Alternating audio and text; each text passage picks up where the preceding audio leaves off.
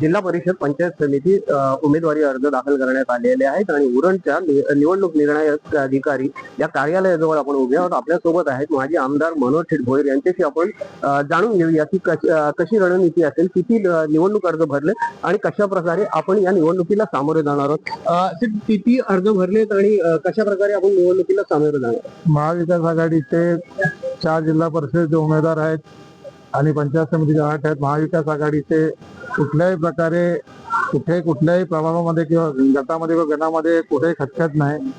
काही ठिकाणी जरी कार्यकर्त्यांनी या ठिकाणी अपक्ष फॉर्म भरला असेल तरी त्या ठिकाणी पक्षाचं चिन्ह त्यांना दिलेलं नाही. त्यामुळे आपल्याला 27 तारखेला चित्र कळेल. आमची लढाई भारतीय जनता पार्टीच्या विरुद्ध आहे. अपक्ष कोणी जरी फॉर्म भरला असेल आमच्याकडून तर त्या माघार घेण्याची जबाबदारी आमची आहे. आणि आज या ठिकाणी परिस्थिती चांगली आहे. जो ह्या ठिकाणी महाविकास आघाडीचा विजय उरण नगरपालिकेच्या माध्यमातून चालू झाला तो या ठिकाणी आपल्याला दिसेल 7 तारखेला की भाजपचा या ठिकाणी सुप्राव साफ करण्याचं काम आमचे महाविकास आघाडीचे कार्यकर्ते करणार आहेत. त्यामुळे आमच्या मनामध्ये खऱ्या अर्थाने आत्मविश्वास आहे की जर आपण या ठिकाणी जर आपल्याला भाजपच्या विरुद्ध लढायचं असेल तर महाविकास आघाडीच्या घटक पक्षाच्या सर्व कार्यकर्त्यांनी एकत्रित येऊन ही लढाई जिंकण्याचा आम्ही या ठिकाणी म्हणजे चंग बांधलेला आहे आणि आम्ही नक्की जिंकणार.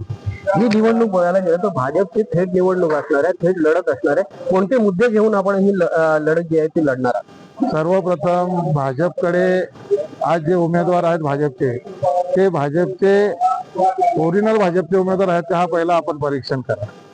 उमेदवार नाही म्हणून कुठल्याही पक्षाचा कार्यकर्त्याला घ्यायचा आणि उमेदवारी द्यायची. शिवसेना किंवा काँग्रेस किंवा शेतकरी कामगार पक्षाचे ओरिजिनल कार्यकर्त्यांना आम्ही उमेदवारी दिलेली आहे. तर ही निवडणूक आपण जर बघाल तर भाजपचा त्या ठिकाणी काही जरी झालं तरी भाजप ही प्रत्येक गोष्टीमध्ये अपयशी झालेली आहे. आपल्याला माहिती असेल मी आमदार असताना मी जिल्हा उपरुग्णालयासाठी मी प्लॉट मिळवून दिला. आज या ठिकाणी भाजपने त्या ठिकाणी भूमिपूजन केलंय पण कामाचा कुठेही पत्ता नाही. अनेक समस्या गावोगावात अनेक ठिकाणी आज या ठिकाणी लोकसंख्या वाढते, पाण्याची समस्या आहे, पाणी लोकांना मिळत नाही. त्याच्यामुळे आमचा सर्वात महत्वाचा विषय असेल की सर्वप्रथम आमच्या लोकांना उरणवासियांना हॉस्पिटल व्हायला पाहिजे, मुबलक पाणी मिळायला पाहिजे. शिक्षणाचे या ठिकाणी खऱ्या अर्थाने बघाल तर शिक्षण 10वी-12वी नंतर इंजिनिअरिंग कॉलेज असेल किंवा जो पोस्ट ग्रॅज्युएशन असेल तो या ठिकाणी उरणमध्ये उपलब्ध नाही. त्यासाठी सुद्धा आमचा फोकस असणार आहे. आणि खऱ्या अर्थाने उरणच्या जनतेला ट्रॅफिकचा खूप त्रास होतो. या ठिकाणी दळणवळण वाढलेलं आहे. जेएनपीटी बंदरातून अनेक ठिकाणी शेअरपेस झाल्यामुळे आपल्याला माहिती असेल चिरल्यापासून दिगोड्यापर्यंत आणि खोपट्यापासून कोपरोलीपर्यंत खूप मोठी ट्रॅफिक होतोय.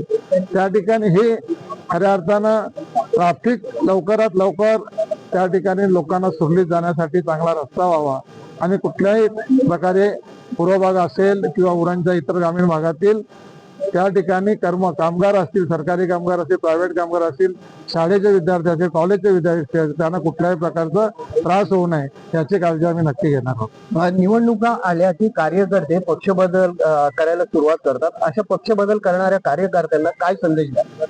खऱ्या अर्थानं भाजपने दुकान मांडलेलं आहे. त्याच्यामुळे पक्ष बदल करण्यासाठी एखाद्या महाविकास आघाडीचा कार्यकर्ता नाराज झाला मी त्याला बोलून त्या ठिकाणी उमेदवारी देणं हा भाजपचा फंडा आहे. आणि जर आपण म्हणाल की भाजप जर खरे हिंदुत्ववादी असेल तर भाजप हा फक्त सत्ता मिळवण्यासाठी हिंदुत्वात लोकांना चित्या बनवण्याचं काम करत आहे. आणि ह्या सर्व गोष्टी जनतेला माहीत आहे. त्याच्यामुळे आता जनता सुज्ञ झालेली आहे. त्यांच्या कुठल्याही आमिषाला जनता बळी पडणार नाही आणि उरणचा विकास ही महाविकास आघाडीच करणार. भविष्यामध्ये या ठिकाणी महाविकास आघाडीचाच आमदार निवडून येणार आणि खासदारही महाविकास आघाडीचा निवडून येणार. तर हे होते माजी आमदार मनोज शेठ भोईर आणि यांचा ठाम विश्वास आहे की भविष्यामध्ये आमदार जो आहे तो आमदार महाविकास आघाडीचाच होणार आणि त्यांनी तशा प्रकारचा विश्वास देखील दाखवलेला आहे. नवराष्ट्रासाठी वीरेश मोडकर, उरण, रायगड.